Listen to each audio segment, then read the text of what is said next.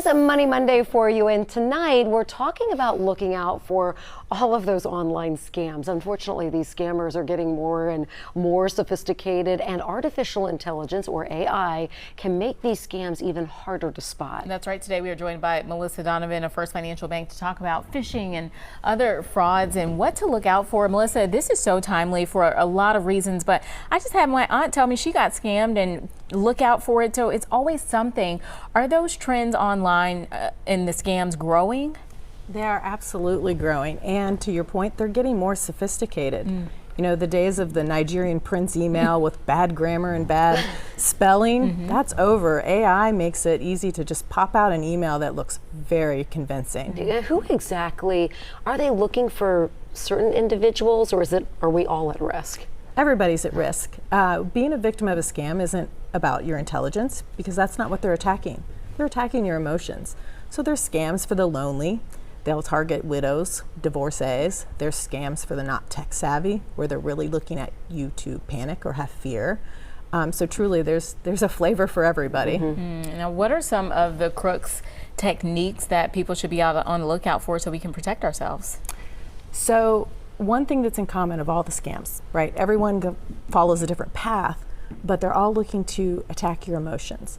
They want you to suspend your thinking and act on impulse. So, you know, think of the impulse buys in the grocery store. Yeah, take that about 1 billion times more. They're looking for you to act on emotion. So fear, guilt.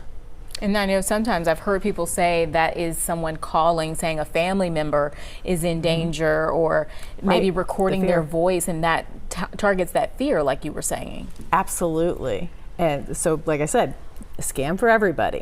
You're a grandparent, we're gonna get somebody on the phone saying that a loved one is in danger and you need to act now. And that's the key, is they all want you to act urgently. It's very important you do this now.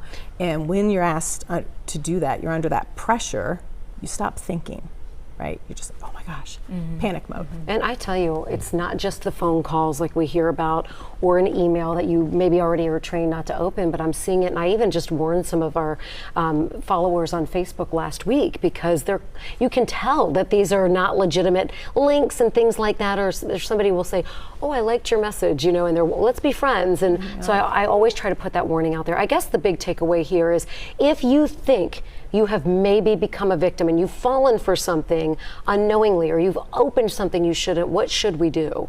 Talk to someone, report it. A lot of scams don't get reported.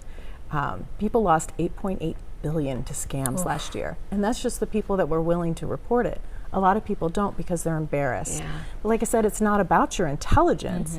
They've come after your emotions, and they're master manipulators. It's what they do for a living. So talk to a trusted source. Talk to your bankers. They're familiar with these scams. They can help stop it, or take the next steps to remediate it if it's too late. Well, Melissa Donovan with First Financial, thank you so much. It's always such a good reminder, and I don't think we can hear enough about it, because it feels like it's everywhere. And It certainly is. Yeah, when you think you're just smart enough, they are going to outsmart you.